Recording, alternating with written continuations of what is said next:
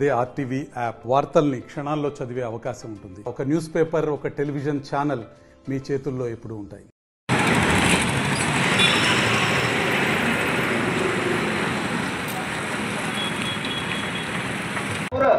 గ్రామస్థానం క్షేమ స్థైర్య ఆయు ఆరోగ్య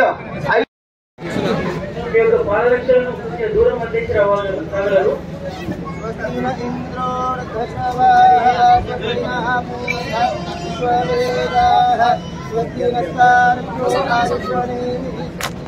देव सभासदैते ओम एकदंता विद्महे वक्रतुंडाय धीमहि तन्नो दन्तिः प्रचोदयात् नारायणाय विद्महे वासुदेवाय धीमहि तन्नो विष्णु प्रचोदयात्। सूत्रमासे महामंगलमासे चैत्रमासे शुक्लपक्षे आद्यैतो नवम्यां पुष्यनक्षत्रे शुभयोगे शुभगण एवं गुणविशेषायां शुभतिथौ यजमान गोत्रोच्चारः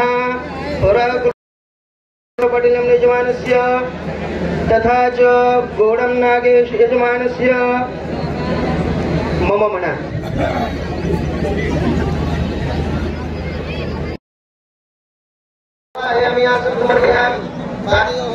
समर्पयामि हस्तयोर्घ्यं समर्पयामि मुखे आचमनं समर्पयामि सर्वोपचारादि शुद्धोदकस्नानं समर्पयामि युवासवासा परवेजागा सौष्यान् भक्तिरास पवित्रवाद्यो मनसा देवयन्तः वस्त्रोपस्त्रादि कारपात्रवस्तु समर्पयामि।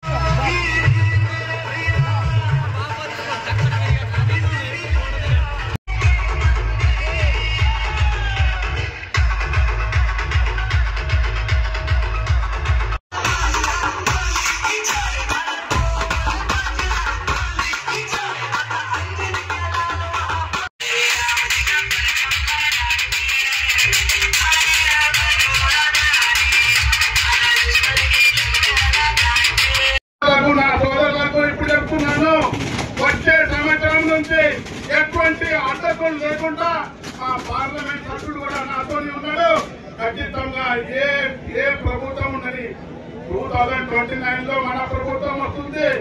అప్పటి వరకు కూడా ఏ ప్రభుత్వం కూడా ఉండని నా హిందూ వాణి సోదరులకు నా బంధువుల లాగా కాపాడే బాధ్యత నా మీద, నా పార్లమెంట్ సభ్యుల మీద ఉంది.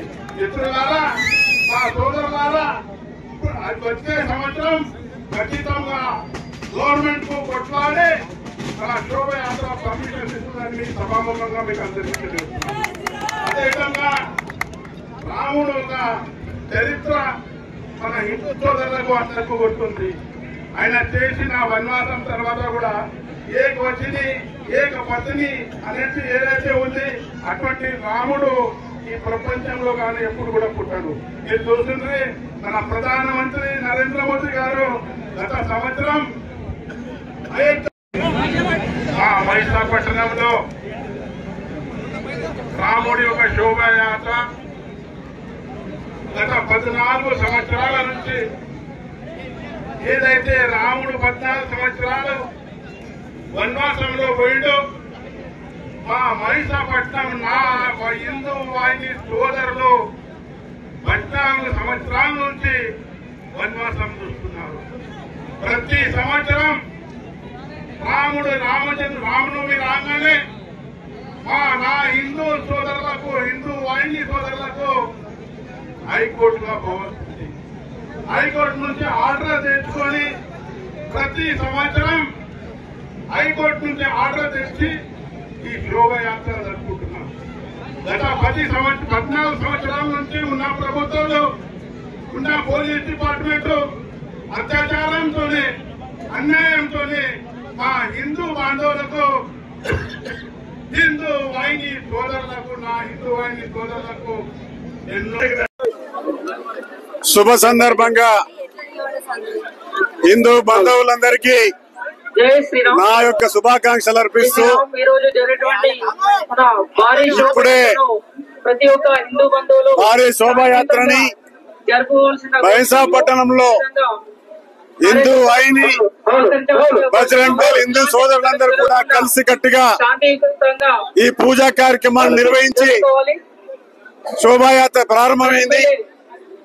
చాలా సంవత్సరాలుగా బైంసా పట్టణంలో ఒక సాంప్రదాయంగా మన ధర్మ ప్రకారంగా మన సంస్కృతి సాంప్రదాయాల్ని మరి ఈ రోజు అందరు కూడా హిందూ బంధువులందరూ కూడా దీన్ని పాటిస్తూ అందరి యొక్క సౌభాగ్యంగా ఈ రోజు రాముల వారి యొక్క శోభాయాత్రలో అందరు హిందూ బంధువులందరూ కూడా పాల్గొనాలని చెప్పేసి మన ఐక్యతని చాటాలని చెప్పేసి ఈ సందర్భంగా నేను తెలియజేస్తూ వైశాఖపట్నం అటువంటి హిందూ బంధువులందరికీ మన ధైర్యాన్ని రాములు వారు ప్రసాదించాలని చెప్పేసి అదే మాదిరిగా ఈ దేశంలో ఉన్నటువంటి హిందూ బంధువులందరికీ మొత్తం 33 కోట్ల దేవతల యొక్క ఆశీర్వాదాలు ఎప్పుడు ఉండాలని చెప్పేసి నేను కోరుతా ఉన్నాను. జై శ్రీరామ్. ముందుగా బైంసా పట్టణ ప్రజలందరికీ శ్రీరామనవమి శుభాకాంక్షలు. ఏదైతే గత 12 సంవత్సరాలుగా హిందూ వాహిని ఆధ్వర్యంలో బైంసా పట్టణంలో శ్రీరామనవమి యొక్క శోభయాత్రను ఘనంగా జరుపుకుంటున్నాము.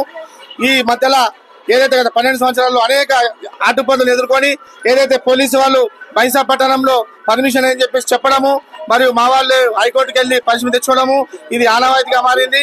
అయినప్పటికీ కూడా మా హిందూ కార్యకర్తలు ఎక్కడా కూడా భయపడకుండా ఎవరికి లెక్క చేయకుండా శ్రీవారి రాముల వారి యొక్క శోభయాత్రను విజయవంతంగా కంప్లీట్ చేసుకుంటున్నారు. అలాగే ఈ సంవత్సరం కూడా ప్రజలందరూ సహకరించాలా, పెద్ద మొత్తంలో భక్తులు పాల్గొని ఈ శ్రీరామనవమి యొక్క శోభయాత్ర సక్సెస్ చేయాలని చెప్పి కోరుకుంటున్నాము. అంతేకాకుండా ఏదైతే బైంసా పట్టణంలో ఈ పోలీసుల యొక్క ఆంక్షలు నాకైతే అర్థం అవడం లేదు. ఈ రోజు ఒక జిల్లా యొక్క ఎంపీ ఇక ఎమ్మెల్యే ఉన్నప్పటికీ కూడా భాజపా పార్టీకి సంబంధించిన లెక్క చేయకుండా ఇక్కడ ప్రభుత్వం కావచ్చు పోలీసులు కావచ్చు అనేక ఇబ్బందులకు గురి చేయడం జరుగుతున్నది.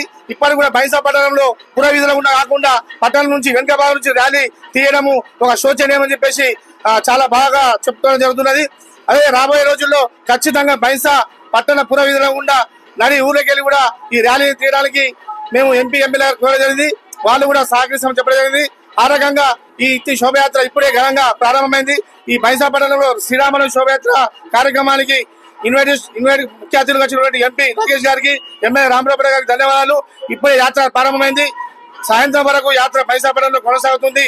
కాబట్టి ప్రజలంతా శాంతియుతంగా ఈ ర్యాలీలో పాల్గొని ఈ శోభయాత్ర సక్సెస్ చేయాలని చెప్పేసి కోరుకుంటున్నాం. జై హింద్, జై భారత్, జై శ్రీరామ్. శ్రీరామన్ శోభాయాత్ర ప్రారంభోత్సవానికి ఇక్కడ గోపూజకి రావడం జరిగింది. గోపూజ కంప్లీట్ అయింది. అలాగే రాముల వారి ఈ శోభాయాత్రకు సంబంధించిన పూజ కూడా కంప్లీట్ అయింది. ఈ రోజు ఇక్కడ మేము పోలీస్ బందోబస్తు ఒక 300 మందితో చేయడం జరిగింది. ఏఎస్పీ అవినాష్ కుమార్ IPS ఆధ్వర్యంలో ఈ రోజు ఇక్కడ బందోబస్తు చేపట్టడం జరుగుతుంది. అన్ని రకాల ఏర్పాట్లు చేశాము.